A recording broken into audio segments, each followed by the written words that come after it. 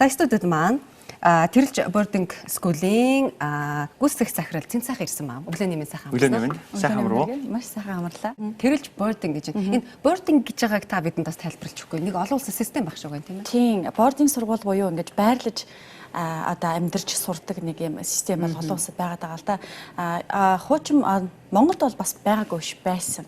Одоо Монтүрк гэх юм байна те.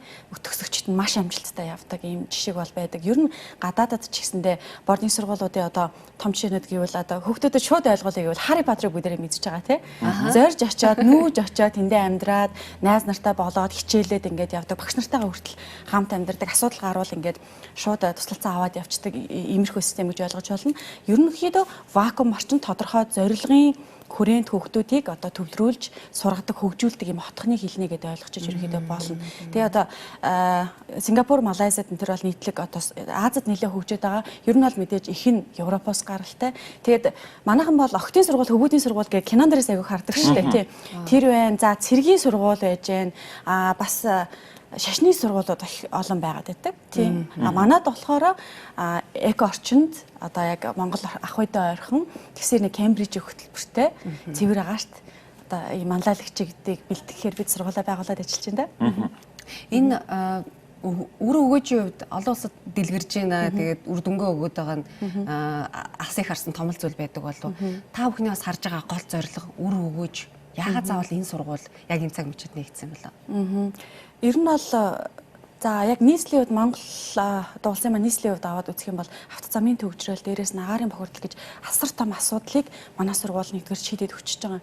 Хоёрдугаарт гэвэл ер нь хүүхдүүдийг бие даалгах тий байгаль экологтой хайртай байх, дээрээс нь бусдтай зохицож нийцэж амьдарч сурах ийм дадал boarding сургууль нэлээд сайн хөтэлдэг. Тэгээд ер нь boarding сургууль төгссөн хүмүүсийг хараад хахад амьдралынхаа маш сайн найзыг бас бизнесийнхээ хамтрагчийг тэр санааг тэр битгийл олж харсан байж ах жишээтэй тэгээд маш юм урт удаан хугацааны бат бөх харилцаа эндээс үүсч идэг. Тэгээ ер нь асуудал тулгарх юм бол тэр дорн багшаас тэгээ одоо давтлага авдаг юм уу эсвэл ингээд дэмжлэг авах боломжтой гэдэг маань өөрөө boarding сургуулийн айгүй том давуу тал байгаа юм л да.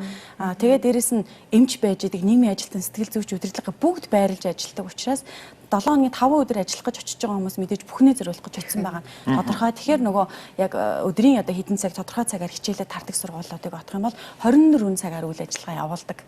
Эцэгчүүд бол 100% сэтгэл хангалуун 50 байж болох нь шүү дээ. Мэдээж тэдний сэтгэл хангалуун 50 байх гэж бид нар хичээж байгаа. Тий. Шууд төсөөлөгдөж ямар сайхан орчин байх гэж бодогдож байна.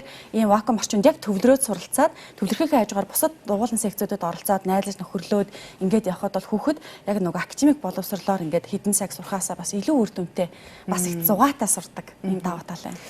Магадгүй бид сургууль нь нөгөө одоо юу гэдэг жирийн сургуулиудаа бид хүүхдүүдэд өгөхөд бол өдөртөө багштай нь уулзаад хяналт тавьчихдаг.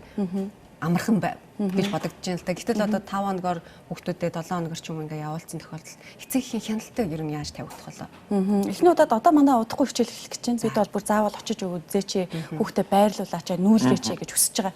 Миний хүүхд яг аль орон дээр унтахыг ямар орчиндын багш нар нь хаана байдгийг ингээ бүгдийг үзээд орхолоо. Тэгээд дараа нь бол бид мэдээж эцэг хүүхдийн зөвлөлийг байгуулах, онлайнаар холбогдох гэх олон зүйлс байна. Аюулгүй байдлын хувьд бол манай харуул хамгаалттай өөрөө юм хашаатай юм хотхон байхгүй юу? Тийм тэгэхээр аюулгүй байдлын хувьд бол том боломжийн гэж үзэж байгаа. Тэгээд манай юм 5 давхар дотор байрны 5 дахь давхар багш нарын давхар байхгүй.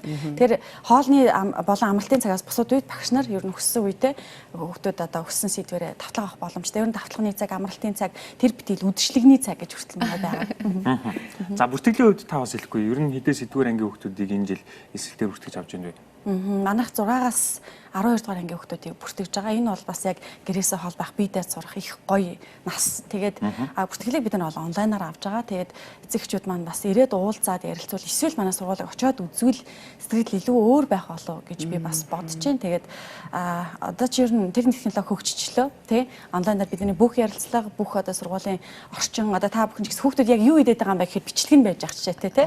Манай Facebook орчин бүгдээрээ байгаа учраас ороод үзээсэй гэж хүсэж байна. Тэгээд 6-аас 12 яг юм шийдвэрлэх үедээ явж байгаа хүүхдүүдтэй бас хөрөнгө оруулаасаа би хамгийн гол нь бие даалгаж сураасай л гэж бас зөвлөмөр байгаа. Хамгийн чухал зүйл. Тийм, тэгээд гадаад багш нартай нэг дор амьдрах учраас хэлний төвшин бол харьцангуй хурдан сайжирна гэж төлөвлөж байгаа. Шалгалтын үед яг бол 6 дугаар ангид элсэн орж байгаа 6-аас 12 дугаар ангид элсэн орж байгаа хүмүүсийн маань хувьд тодорхой хэмжээний англи хэлний бас мэдлэгтэй байх ёстой юу? Мэдээж англи хэлний тодорхой хэмжээний мэдлэгтэй бол давуу тал болно. Яг гэвэл манайх Кембриж хөтөлбөрийг хэрэгжүүлэгч оюун ухааны актив хичээл үзэн IGCSE-д бэлдэнэ гэж бодохоор ер нь бол маш том давуу талууд байж байгаа. Тэгээд төвшин нухтаа шалгалтыг бол математик англи хэлээр өгнө. Гэхдээ айх хэрэггүй таны хүүхэд одоо хангалтгүй дүн авсан ч гэсэн энэ бол ямар үр дүн бэ гэхээр танай хүүхдэд бид нэр илүү давтлага өгөх ёстой байна гэдгээл мэдэж авч байгаа.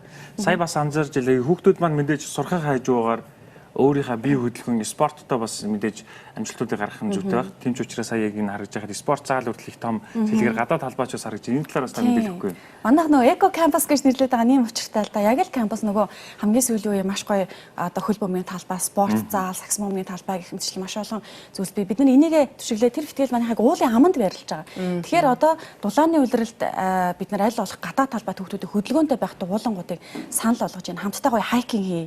Тэгээ уулан дайврын гадаа өгшөө юу гэж болох бас манад ойрхон малчин айл байж байгаа.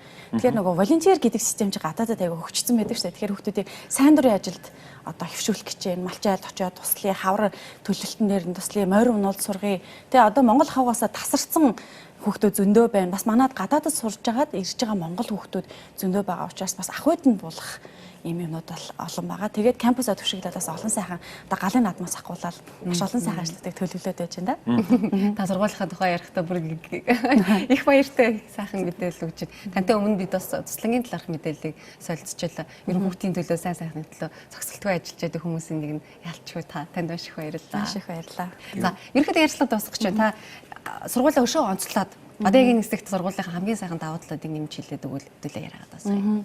Манай одоо хамгийн том онцлог бол цэвэр агаар, эрүүл аюулгүй орчин. За тэгээд хүүхдийг тань яг 24 цагийн турш хамгаалаад, хайрлаад одоо мэддэг чаддаг бүх юм өгөх гээд нэгэнт зориод очсон баг хамт олон байна. Дээрээс нь Кембриж хөтөлбөр гэж маш том нэрийн хуудас маань байж гэн гадна одоо Монголын болон гадаадын бэлтгэгдсэн чанартай болгосон хүчин байж гэн. Тэгээд цоо шин бүхнийг одоо шинээр одоо маш олон сургуулийн туршлагыг тэгээд үүсгэн байгуулагчид маань туршлагатай Монголын болон гадаадын туршлагуудыг нэгтгэж байгуулагдаж байгаа гэдэг утгаараа Монгол ахуйтай олон улсын хөтөлбөртэй юм нэгдмэл цогцлбор байгаа шүү. Тэгээд бид нар бол хүүхдүүдтэй төлөө ингээд бүх цаг заваа гаргаад ажиллахад бол бэлэн байгаа. Тэгээд энд зөвхөн сурах гэдгээс гадна биеэ дааж аваад суугаад асуудал тулгаруул хаяад явцдаг биш те.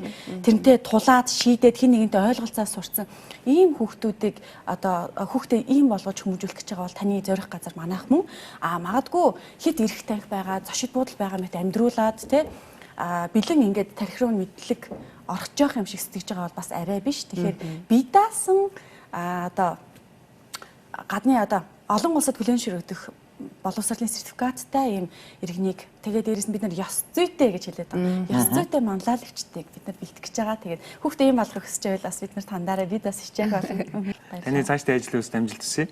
Маш их баярлалаа. За баярлалаа.